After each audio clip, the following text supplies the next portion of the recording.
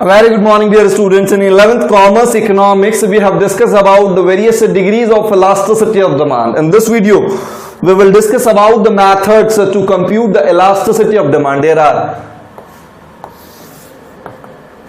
generally three methods. First one is a proportionate or percentage method. Proportionate or percentage method.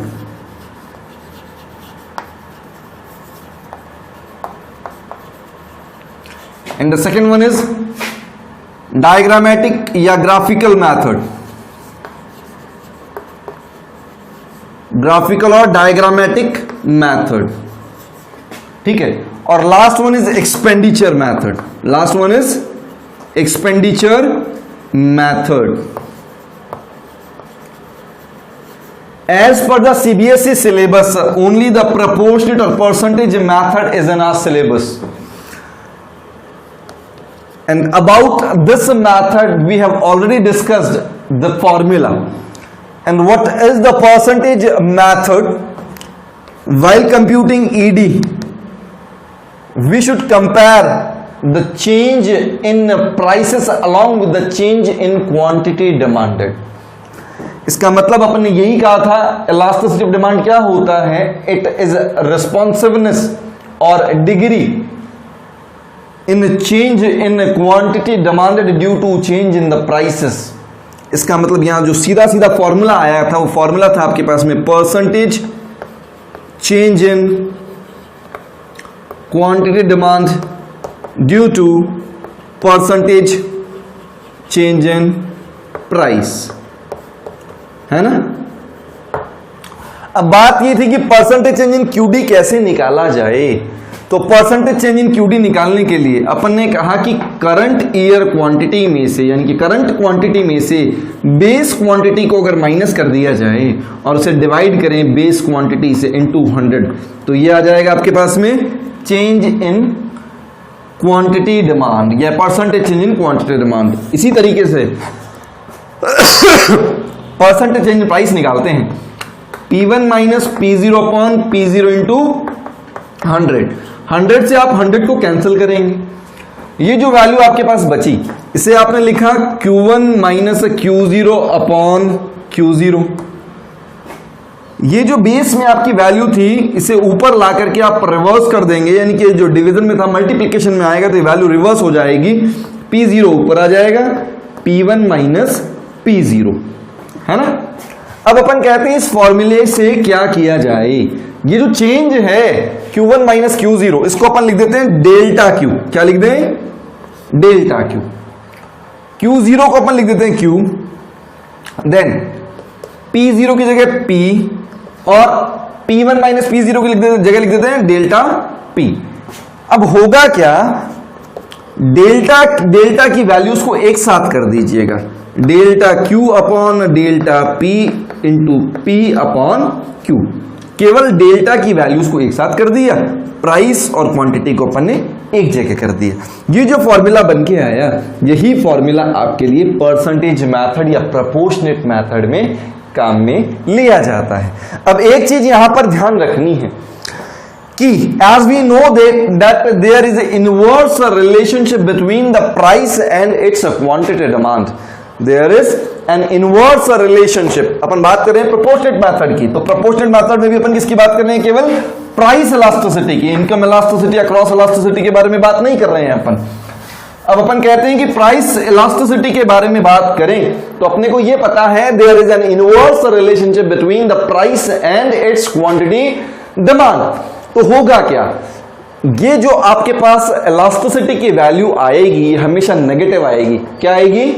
Negative आएगी. इसको समझिएगा. मैं market लेता हूं, मार्केट ए, मार्केट बी, मार्केट सी. तीनों मार्केट्स में पहले प्राइस फिर क्वांटिटी, पहले प्राइस क्वांटिटी, प्राइस क्वांटिटी. ठीक है. ये आपके पास में बेस है और ये आपके लिए करंट ईयर है. प्राइस और क्वांटिटी एक बार के लिए सब में कांस्टेंट मान लेते हैं. सब में कांस्टेंट मान लिया अपन, मान लिया ना. अब अपन कहते हैं कि when there is a fall in the prices, price fall करके 8 होता है, 8 होता है, 8 होता है। अब फर्क क्या आता है देखना, when there is a fall in the prices the quantity demand will rise. यहां पर जो क्वांटिटी राइज करती है 12 करती है, यहां 15 करती है, यहां 20 करती है। क्या करती है? 20 करती है।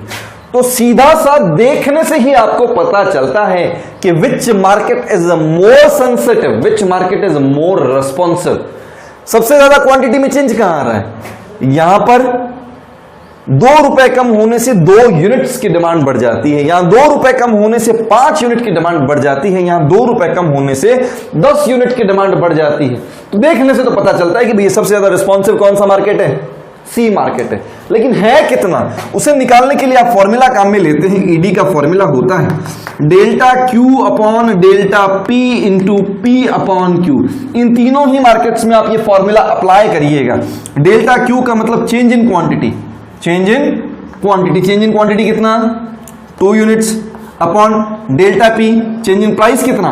प्राइस फॉल करता है, करंट माइनस प्रीवियस करते हैं तो -2 आ गई वैल्यू, आ गई ना। इनटू पी का मतलब बेस प्राइस, क्यू का मतलब बेस क्वांटिटी, यानी कि 10 अपॉन 10। सॉल्व करिएगा इसको, आप इसको सॉल्व करते हैं, कैंसिल किया, आ गया -1। ये क्या आ गया? -1। अब यही चीज अगर यहां पर कंप्यूट की जाए तो यहां देखिएगा चेंज इन क्वांटिटी कितना आपका 5 अपॉन चेंज इन प्राइस कितना 2 माइनस का, क्योंकि फॉल है प्राइस में।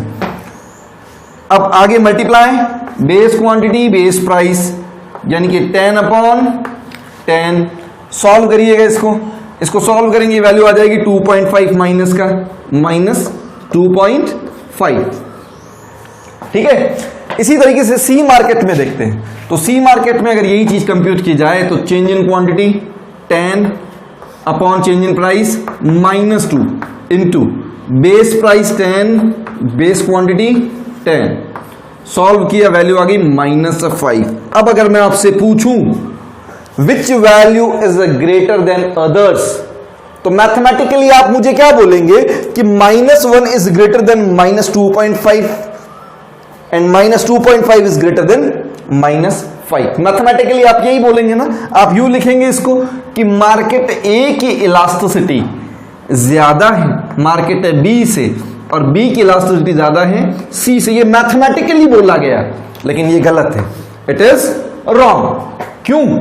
क्योंकि हमें पता चलता है this market is more responsive, this market is more responsive, this is why market C has more elasticity than the market B and market A. तो ये सारा डिसीजन गलत किसने किया? गलत किया इस साइन ने। गलत किसने किया? ये इस माइनस के साइन ने एक गलती कर दी। तो क्या करें? इस माइनस के साइन को हटाएं कैसे? हटाना तो पड़ेगा। ये माइनस या तो आपके बेस में आएगा, या तो न्यूमरेटर में आएगा, या डिनोमिनेटर में आएगा। ये तो आएगा ही आएगा। क्यों? क्योंकि इनवर्स रिलेशनशिप होती है। प्राइस बढ़ेगी तो डिमांड कम हो जाएगी, प्राइस कम होगी तो डिमांड बढ़ जाएगी। तो एक वैल्यू में तो माइनस आना तय है, यानी कि कंक्लूजन तो हमेशा माइनस में ही आएगा।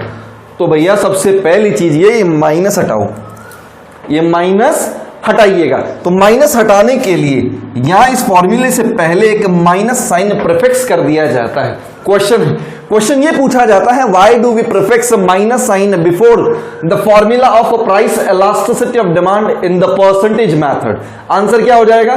To remove the mathematical inaccuracy, to remove the mathematical inaccuracy we need to put a minus sign before the formula of price elasticity in percentage method। Example आप ये ले सकते हैं, एग्जाम्पल जो आपके सामने रखा गया है आप ये ले सकते हैं कि अगर आप माइनस साइन को कंसीडर करते हुए कंक्लूजन देंगे तो आपके हिसाब से तो सबसे ज्यादा रिस्पॉन्सिव मार्केट ए होना चाहिए, फिर बी होना चाहिए, फिर सी होना चाहिए। लेकिन ये तो गलत है।